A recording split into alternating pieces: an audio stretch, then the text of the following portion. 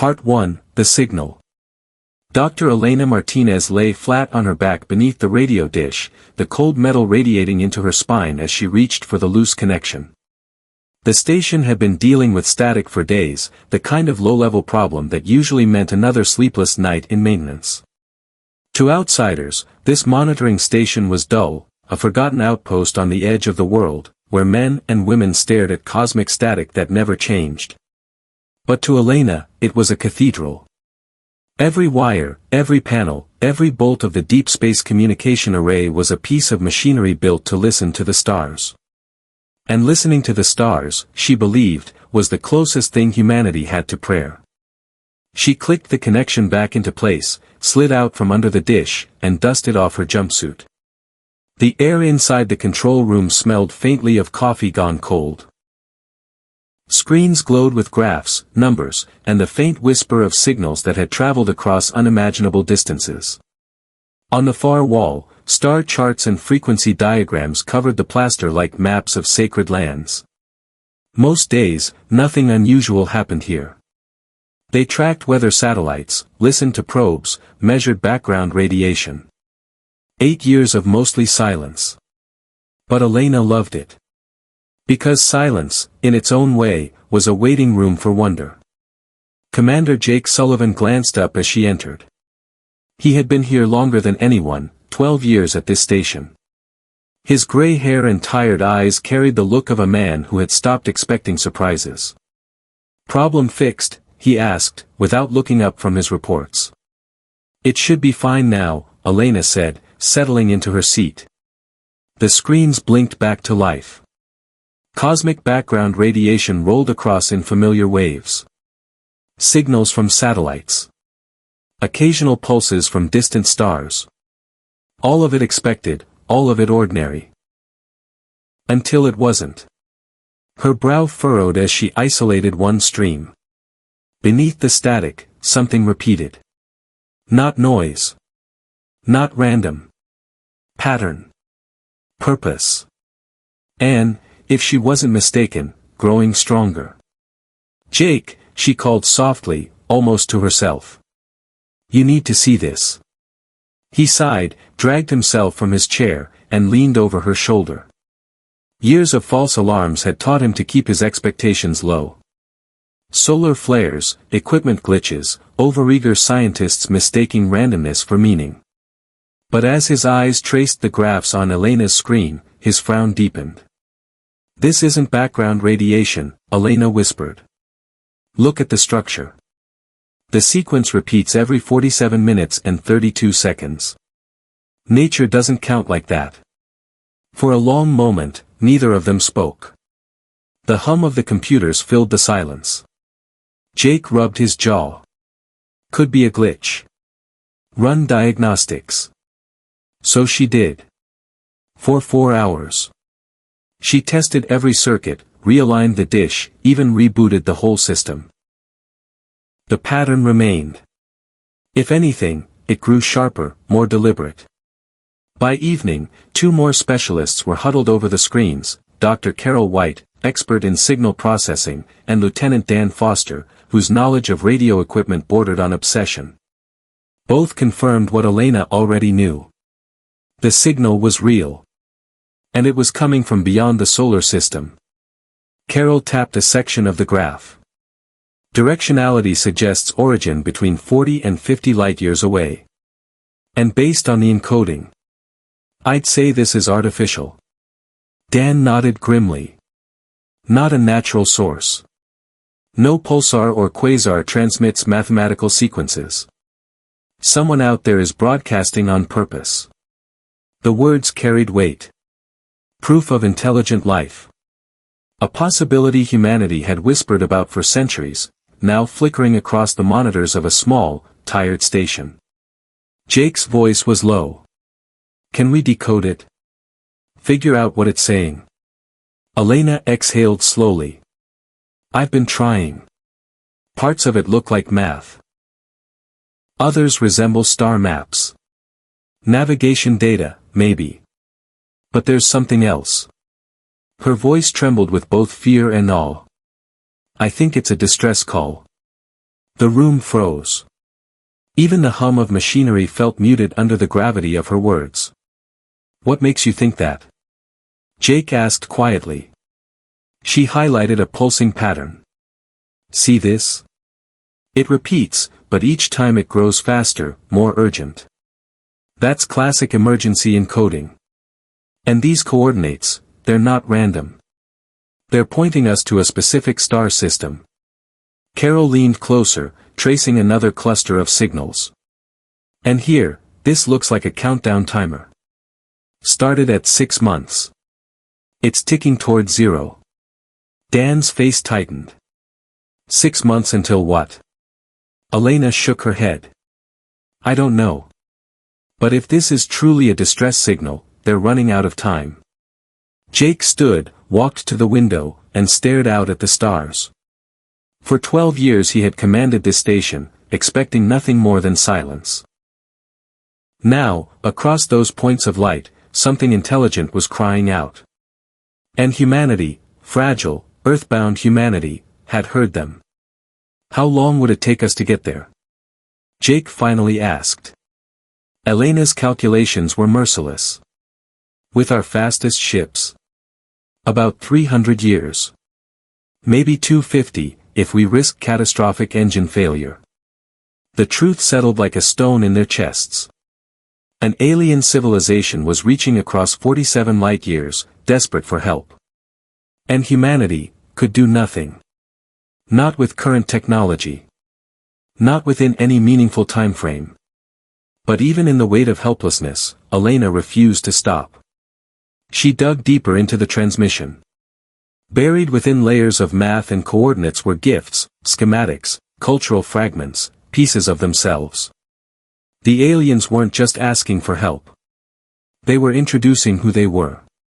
This isn't just survival, Elena whispered.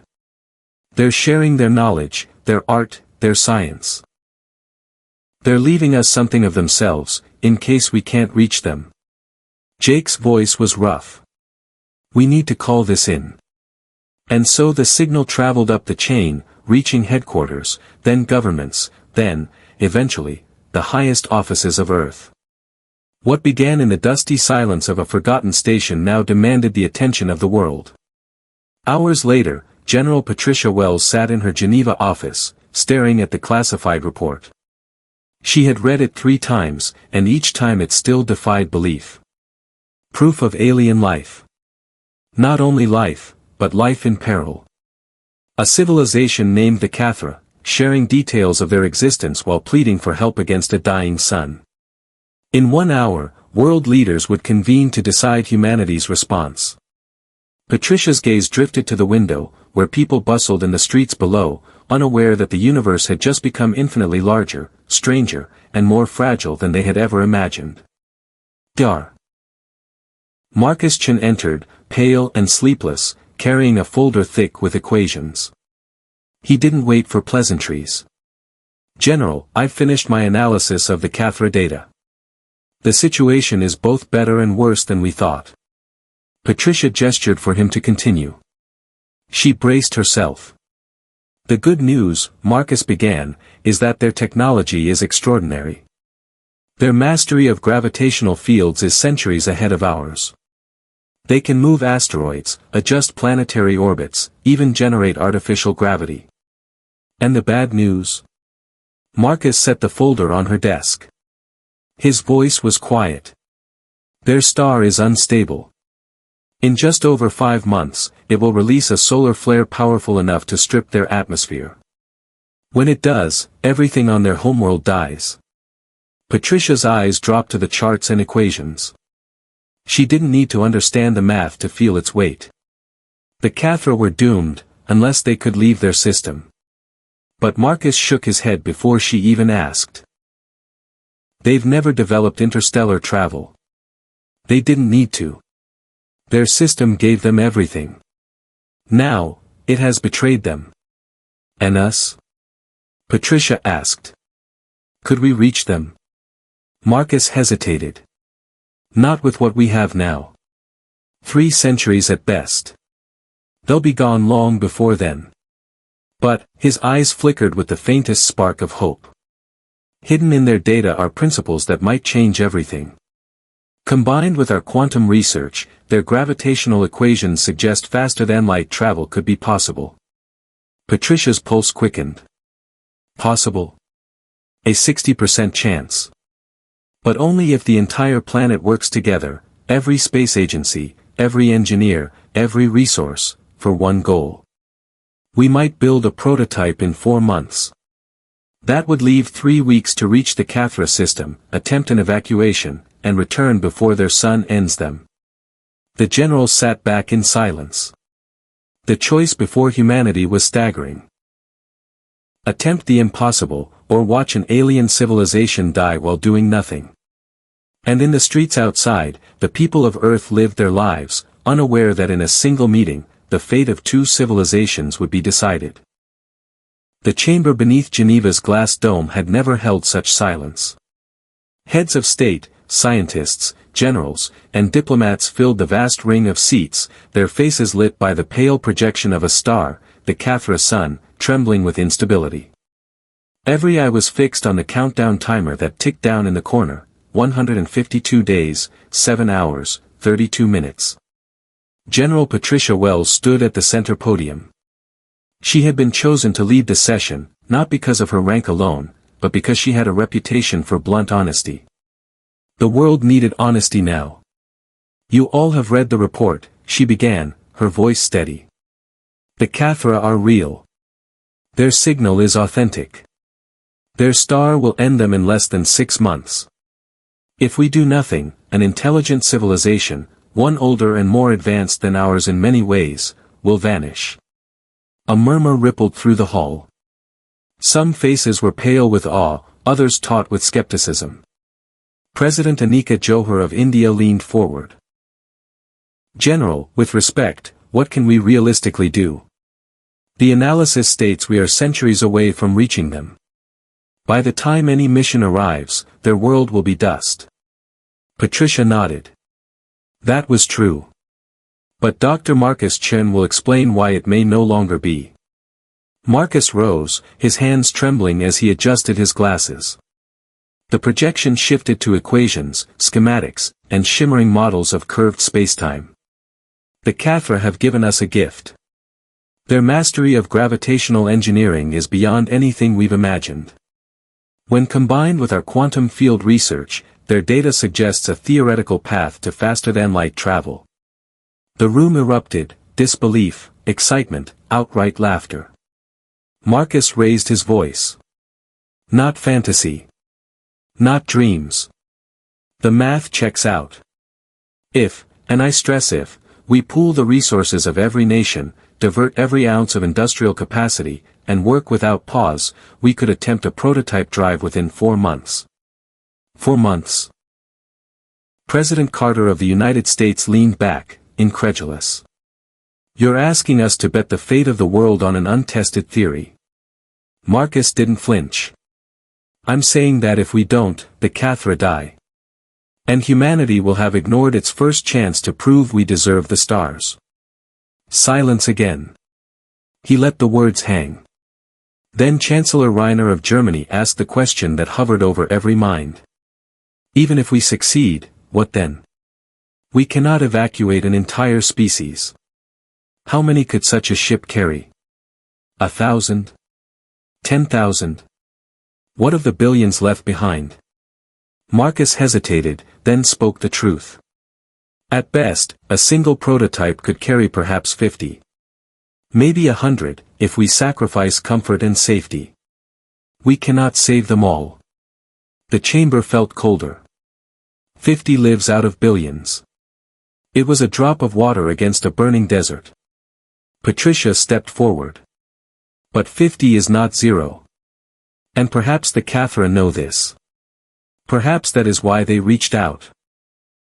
Not expecting salvation for all, but hoping someone, anyone, would answer. The debate raged for hours.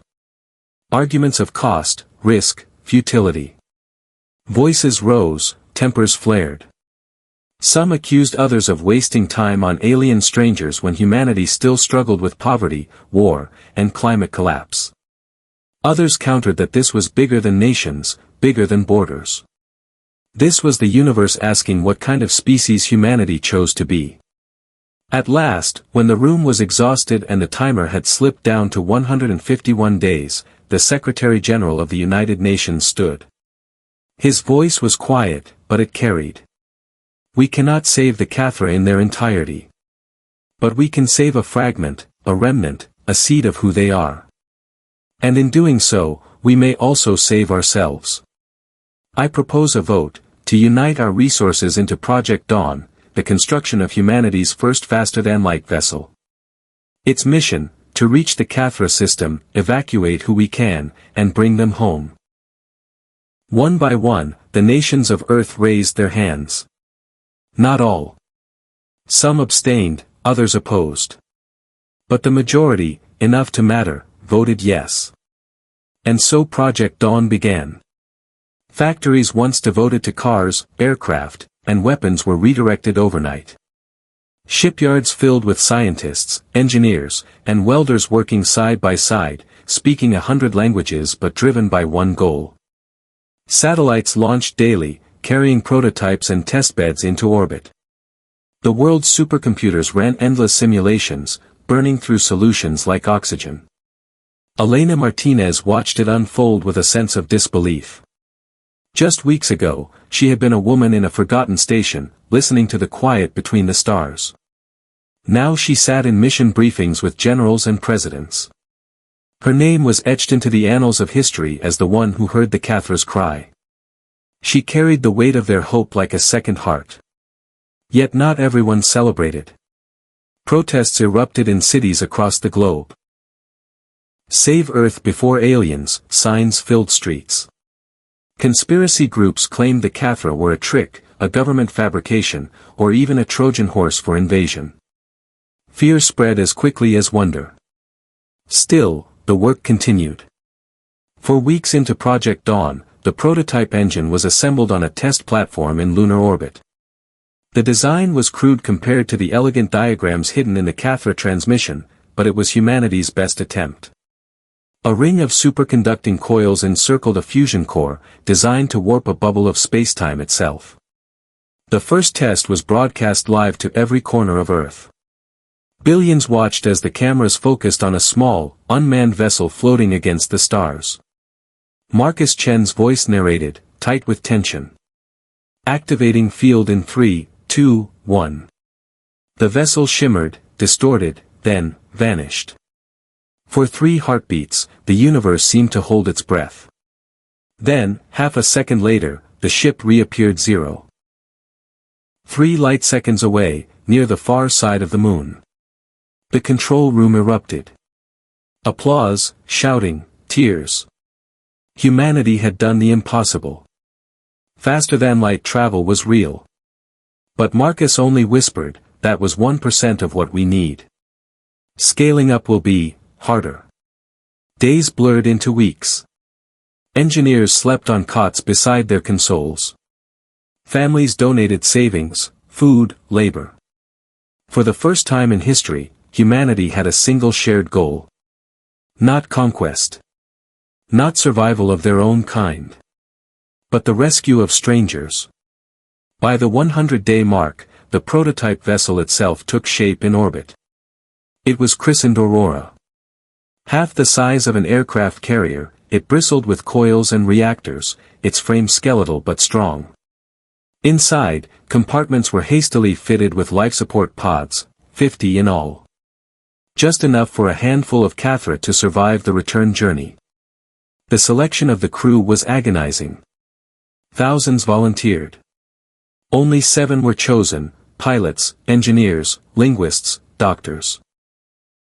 Elena Martinez was among them. She had insisted. I heard their call, she told Patricia Wells. I have to be there when we answer. Patricia did not argue. She only said, then you'll carry all of us with you. As the launch date neared, the protests grew darker. Bomb threats against launch sites. Cyber attacks on design servers. Fearful voices screaming that humanity should not risk its survival for aliens they had never seen. But just as many voices rose in defiance, children writing letters to the Cathra, artists painting murals of two worlds clasping hands across the stars. The division of humanity had never been sharper, and yet, the unity of purpose among those who believed was unshakable. On the eve of launch, Elena stood aboard the Aurora, gazing down at Earth. The planet glowed blue and fragile beneath her. She thought of the Cathra, staring at their own dying sun, hoping against reason that someone would come. Marcus's voice echoed in her mind. We cannot save them all. But we can save some. And maybe that is enough. The countdown to launch ticked closer. 97 days remained. The launch of the Aurora was unlike any event in human history. Billions gathered before screens, in crowded plazas, on rooftops and beaches. Entire cities dimmed their lights to watch the speck of silver glinting in orbit above. It was not a warship, not a colony ark, but a promise, a fragile answer to a plea across the stars. Inside the Aurora, 7 crew members strapped into their harnesses. Elena Martinez floated in the command seat, her heart drumming like a war drum. To her left, Dr. Marcus Chen monitored the reactor coils. To her right, Commander Reiko Tanaka whispered final checks to navigation. Around them, engineers, a linguist, and a medic held their silence. Each knew the weight they carried, not just their own lives, but the hopes of 2 civilizations. The voice of General Wells echoed from mission control. Aurora, you are go for jump. Marcus's hands trembled only once as he activated the drive. Space around the vessel began to shimmer, the stars bending as though the universe itself were a curtain being drawn aside. Elena held her breath.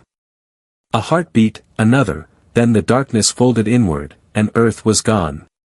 The sensation was indescribable. No acceleration, no motion, only a quiet ripple through the soul, as if each particle of their bodies had been briefly unstitched and resewn in a different pattern. The stars outside shifted, streaming into unfamiliar constellations. A moment later, the ship's systems registered their location. They had traveled 3.2 light-years in a single jump. Cheers erupted. Humanity had crossed the impossible gulf. They were voyagers now. But Marcus's face was pale. Drive stability is holding, but we'll need cooldown between jumps. At this rate, 7 more to reach Cathra. 7 jumps, Elena whispered. And less than 100 days left. Each jump carried risk. Coils overheated, shielding frayed, strange fluctuations rippled through the instruments. Once, they emerged near a pulsar whose radiation nearly fried their systems. Another time, they slipped too close to the edge of a gas giant, its gravity tugging them like a predator's claw. Yet with each trial, the crew grew sharper, more bonded. They were no longer 7 strangers, but one mind, one pulse. Between jumps, Elena listened again to the Cathra message. She had memorized every syllable, every trembling cadence.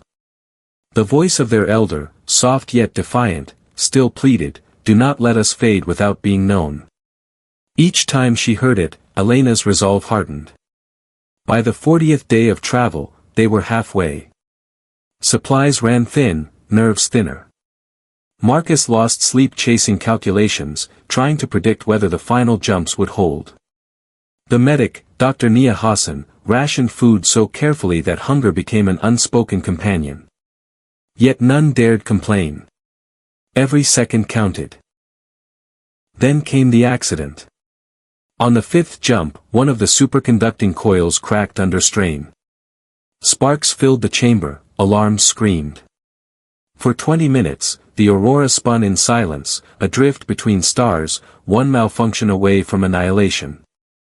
Elena and Reiko worked with trembling hands, patching the breach with emergency plating. When the system stabilized, Marcus whispered only, "That cost us time." But they did not turn back. On the 91st day, the Cathra system appeared before them, a trembling star at its heart, swollen and unstable, its light already faltering. Planets circled like mourners around a dying flame. The crew fell silent at the sight. "This is it," Elena whispered. "We made it." Sensors swept across the system. The Cathra homeworld was there, oceans, mountains, continents bathed in a dim glow. But its skies shimmered with storms, radiation from the star poisoning its air. Cities lay beneath those clouds, silent, waiting. As they descended into orbit, they saw them. The Cathra. They were taller than humans, their frames lithe and crystalline, as though grown from glass and light. Their great city, once radiant, now flickered in darkness. And yet, when they looked up at the alien ship in their skies, hope sparked in their eyes. Elena felt tears sting her vision. "They're alive." Contact was brief at first, gestures, light signals, simple words shared through hastily adapted translators. The Cathra's elder council met them with reverence, disbelief, and grief. They had known their star's fate for generations, but seeing strangers arrive, beings from another world, was like seeing a dream step into reality. But the truth weighed heavy. The Aurora could take only 50. The Cathra understood. They did not weep or rage. Instead, they gathered in solemn assembly, debating with voices like bells in a cathedral. At last, they chose, scholars, children, and one elder to carry memory. Not the strongest, not the rulers, but those who could remember and rebuild. When the chosen 50 boarded the Aurora, silence fell across the city. A silence filled not with despair, but with dignity. The Cathra who remained lifted their arms, casting shimmering light across the departing ship. A farewell, a blessing. Elena stood at the viewport, unable to speak. Marcus whispered, "We came too late." But Reiko shook her head. "No. We came at all." The journey home was heavier. Every jump strained the ship, every hour the Cathra children stared out at the void with eyes that glowed faintly like their star. Elena taught them words in Spanish, English, Arabic. They shared songs in voices like chimes. Humanity and Cathra, learning one another, bound by survival. At last, on the 148th day, the Aurora re-entered Earth orbit. Billions watched as the hatch opened and the first Cathra stepped onto human soil. Cameras flashed, voices cried, children waved banners of welcome. For a moment, Earth forgot its divisions. They saw themselves reflected in strangers' eyes and knew the universe was no longer empty. That night, Elena sat alone, gazing at the stars. She thought of the billions left behind on Cathra, of the dying sun that would soon consume them. Grief gnawed at her heart, but she also felt something else, a spark. Humanity had reached across light years, had answered a cry in the dark. And though they had saved only a few, they had proven something vital. They were not alone. And this was only the beginning.